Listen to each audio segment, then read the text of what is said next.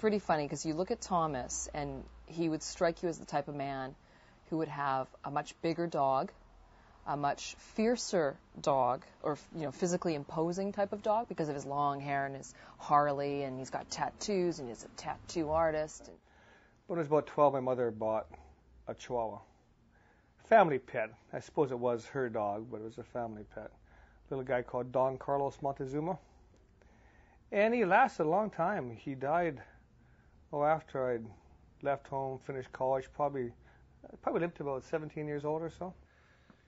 The reason I like chihuahuas is that they're small. They're just like a big dog. They lick their nuts like a big dog. They get fleas, they scratch. This thing knows so many tricks. People have this preconceived idea that small dogs yap. And all it takes is, a little bit of beating, a little electroshock therapy, and you can get a really good dog out of them. Of course I met Ratdog. I used to come down here and visit him every day during lunchtime, and he ran around and did his thing like he always did. Being the coolest dog on Davie at the tattoo shop here. I think the first time I met Ratdog, he was wearing his little black biker jacket and a studded collar and his earrings, he had little studded earrings. And he looked really rough, like he looked like a biker who was turned into a dog. I remember the first time I took him riding.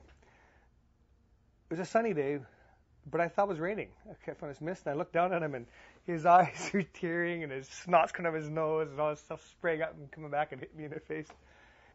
Hair in the wind. Gee, I'm getting choked up just thinking about that. Yeah. Ratdog had a bit of an ego problem. Especially when he was drunk, kind of like myself. He was 10 feet tall and bulletproof. This chihuahua here I have, Chili. He's not really into the beer, but Ratdog loved his beer. He used to take and fill these little cups full of a little bit of, he was kind of partial to Heineken. Okay, Ratdog did hump quite a few females. I used to put ads in the buy and sell for him, Chihuahua studs, There's a lot of trouble actually getting them laid. He would mostly would hump people's legs and stuff, He actually had a harem, kind of a stuffed toys. He had one favorite one, it was like a bunny. He would take it, he'd beat it up like this, and then jump it, and then beat it up and jump it, kind of use it. Rough sex, I guess they call that. If Ratdog was around right now, and he was like a healthy Ratdog, then I'd be scared for Sassy here, because the poor girl would probably have to be pregnant in 5 minutes, 5 seconds, or however long it took him. I was sitting here working one summer afternoon, and a girlfriend came in and said that she'd just seen a couple of Vietnamese guys walking the street with my dog. Rove around. It's too late. Missed them. So I contacted Peter Clue at the province. They did a little article. Because it had been a week, I hadn't seen him. And he explained how Ratdog had been stolen. And sure enough. I didn't think Thomas would ever get it back, but then about a week or two later, I think it was, and he managed to find it at some Vietnamese people's houses somehow. There had been some crack house over there on 20th Street and Glen, and they just had some big fight. A couple guys got shot, a couple guys got stabbed. Sure enough, went down there that afternoon, and there was my dog. Did a little whistle, came running out, screamed between her feet and what else. And they had the whole area taped off, all kinds of cop cars, Well, I'm sure that the kidnapping was traumatizing. A lot of these cultures actually eat dogs, and I think that's what they had in store for them. So I was out in the neighborhood of Kulash Taxidermy one day, and I popped in with my dog. Well, the first time he came in, the dog was still alive. He wanted to know how much it would cost to get him stuffed after he died.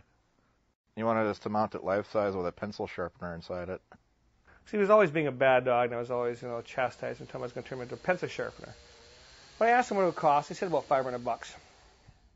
So after he died, I phoned them up immediately after he died, and they said, well, hey, get that dog in the freezer as soon as you can. So within an hour, I had him in the freezer and frozen him, wrapped him up in cling wrap so it wouldn't get freezer burn.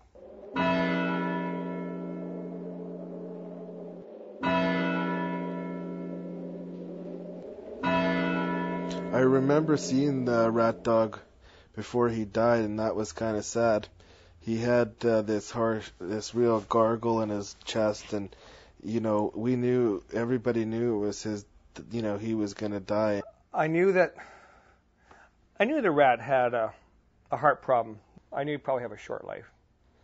And as he got older, around about 10 or so, the heart couldn't pump enough, and his lungs would fill full of fluid. And I had him on various heart drugs and medications to keep the blood thinner. But finally, when he finally did die, he just couldn't breathe. And I'd actually put him in my jacket because I found that when we were riding, he could breathe better. Cause I guess maybe just a ram air effect from the motorcycle speed went out, But that was his last little ride. Died right in my jacket.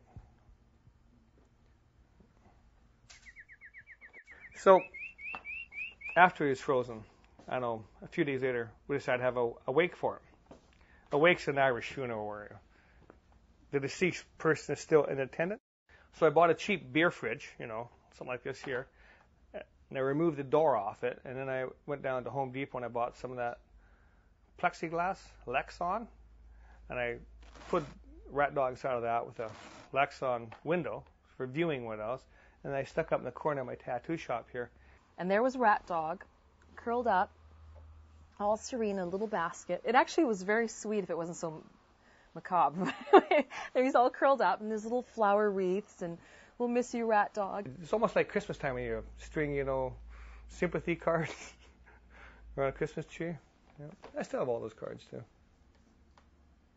If Ratdog was listening, I would tell him that Thomas really, really misses him, and he really loved him. That's what I would tell him, because that's the truth.